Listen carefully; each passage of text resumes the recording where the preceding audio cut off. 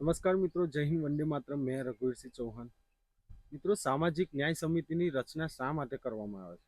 અનુસૂચિત જાતિ અને અનુસૂચિત આદિજાતિ વ્યક્તિઓ સહિતના જે નબળા વર્ગના વ્યક્તિઓને સામાજિક ન્યાય મળે, જેમાં અનુસૂચિત જાતિ, અનુસૂચિત આદિજાતિ, અનુસૂચિત જનજાતિ, જમીન વિહોણા ખેત મજૂરો, નાના ખેડૂતો, ગામના કારીગરો અને નિરાધાર ગામ કુટુંબો જેમનો સમાવેશ નબળા વર્ગોમાં થાય છે, જેની રચના 5થી વધુ નહીં તેટલા સભ્યોની સમિતિ તૈયાર કરવામાં આવે છે, જેમાં પંચાયતમાંથી ચૂંટાયેલા સભ્યો હોય તેમાંથી થતી હોય છે, જેમાં વાલ્મીકી સમાજનો એક સભ્ય એટલે કે સફાઈ કામદારનો એક સભ્ય, અનુસૂચિત જાતિ અનુસૂચિત આદિજાતિના 3 સભ્ય અને અનુસૂચિત જાતિ અને અનુસૂચિત આદિજાતિના એક સભ્ય મહિલા હોય છે.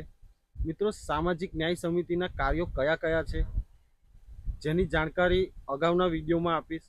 ધન્યવાદ. જય હિન્દ, જય ભારત.